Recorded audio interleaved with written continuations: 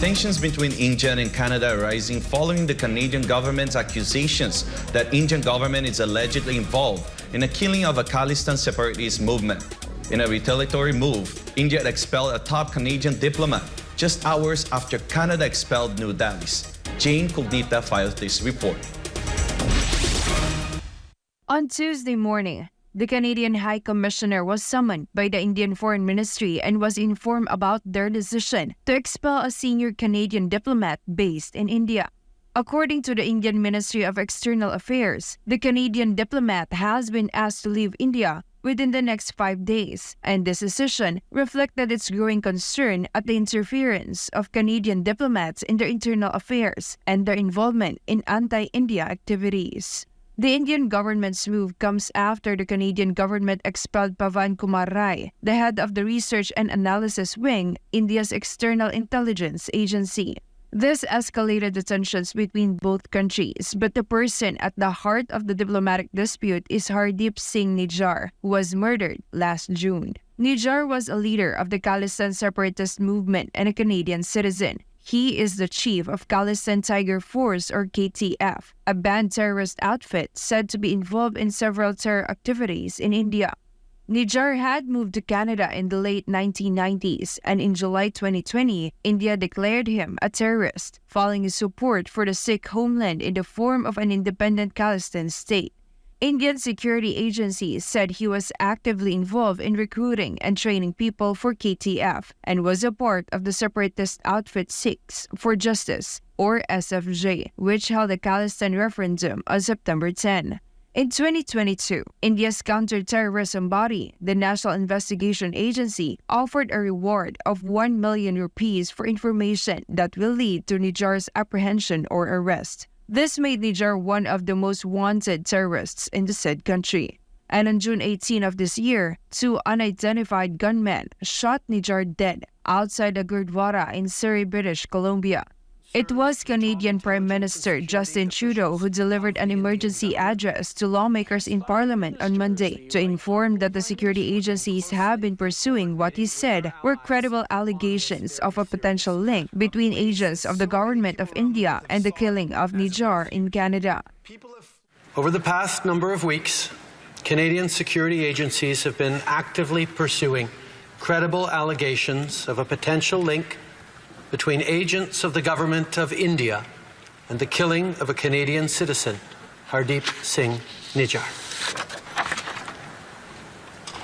Canada is a rule of law country. The protection of our citizens and defense of our sovereignty are fundamental. Trudeau said he had raised the issue of the murder directly with Prime Minister Narendra Modi on the sidelines of the G20 summit in New Delhi and urged his government to cooperate with Canada to resolve the matter. Modi, meanwhile, conveyed strong concern to Trudeau over the recent protests in Canada by Sikhs. Following Trudeau's announcement, Canadian Foreign Minister Melanie Joly announced the decision to expel the Indian official.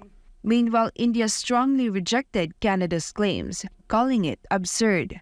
The Indian Ministry of External Affairs said, in quotes, "Such unsubstantiated allegations seek to shift the focus from Khalistani terrorists and extremists who have been provided shelter in Canada and continue to threaten India's sovereignty and territorial integrity. The inaction of the Canadian government on this matter has been a long-standing and continuing concern." It added that the space given in Canada to acts of violence, including murder, human trafficking, and organized crime, is not new, and that India rejects any attempts to connect with such activities. Canada has the largest Sikh population outside the Punjab state of India. According to the 2021 consensus, about 770,000 Canadians reported Sikhism as their religion. Meanwhile, Khalistan is a separatist movement which began in the early 1980s. It seeks an independent and theocratic Sikh state in Punjab and other northern parts of India. Reporting, this has been Jayne Codnita, SMNI News. A South Asian leader criticized the nuclear power submarine deal between Australia and Britain and the United States, stating that it was a framework designed to target China. Anicia de Guzman tells us more. A a strategic misstep. This was how Sri Lankan President Ranil Wickremesinghe described AUKUS, an acronym for the Trilateral Security Pact between Australia, the United Kingdom, and the United States. Speaking on the sidelines of the United Nations General Assembly in New York, the Sri Lankan president claimed that AUKUS is a military alliance move against one country, no other than China. The three-way strategic defense alliance between Australia, the UK, and the US seeks to provide nuclear-powered submarines for the Royal Australian Navy. The deal also involves cooperation on advanced cyber mechanisms, artificial intelligence, quantum technologies, undersea capabilities, electronic warfare, and information sharing. The Sri Lankan leader said that the Sino-US rivalry, which originated from the Western Pacific, has now spread to both the Indian Ocean and the South Pacific.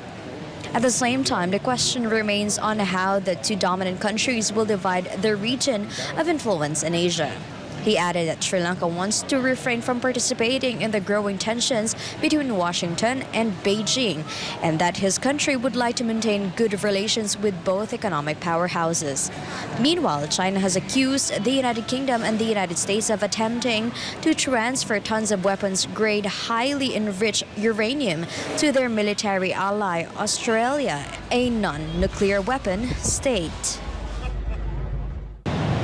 China previously warned that the AUKUS allies are embarking on a path of error and danger with their nuclear submarines agreement, adding it could trigger an arms race while completely ignoring the concerns of international community.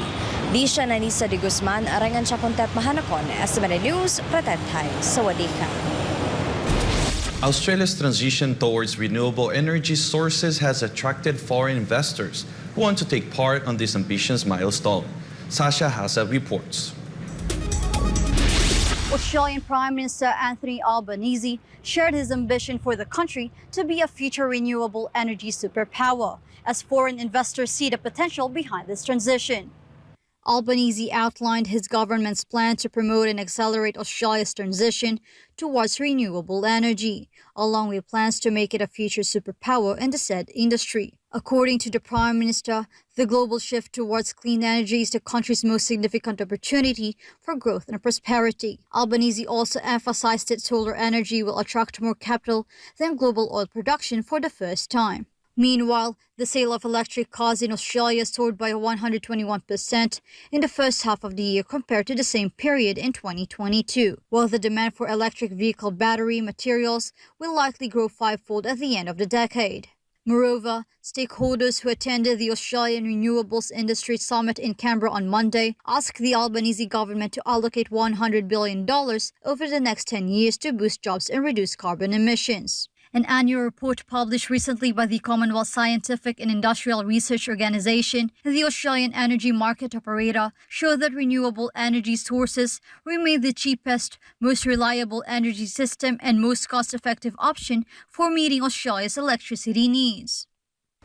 Australia has pledged to an 82% national renewable electricity target by 2030 and to reduce greenhouse gas emissions by 205 million tonnes in the same year. Reporting from Sydney, this has been Sasha Hasa, SMN News, Australia. A UAE astronaut who had embarked on a historic space mission received a hero's welcome upon returning to his country. Gratiru Omori, tell us more. The rulers of Abu Dhabi and Dubai warmly welcomed Emirati astronaut Sultan Al Neyadi after completing his 6-month mission to the International Space Station, or ISS. Al Neyadi handed down the Emirati flag to UAE President His Highness Sheikh Mohammed bin Zayed Al Nahyan, which made its way to space for the second time. The Emirati astronaut told Sheikh Mohammed of his vision that the UAE flag will also make its way to the moon and Mars, as he thanked the UAE leadership for making his childhood dream come true.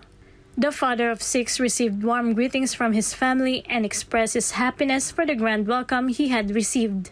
Alniedi and his crew 6 astronauts arrived on the ISS on March 3 and returned to Earth on September 4. The UAE also shared its ambitious mission to explore the asteroid belt and fly by Venus between 2028 to 2031. Reporting from Dubai, this has been Gratero Omori, SMNA News, United Arab Emirates. A video of a brown bear caught casually strolling down the road while trailing a massive 30-foot tapeworm behind it goes viral. Trisha Molina has this story. A documentary wildlife photographer had a startling encounter with a brown bear cub that appeared to have long white ropes attached to its rear end. But upon taking a closer look and reading the caption, viewers were horrified to find out that the long white strings were a bunch of tapeworms wriggling out of the carnivorous mammal's body. The host bear can accumulate the parasite, the broadfish tapeworm, from eating salmon.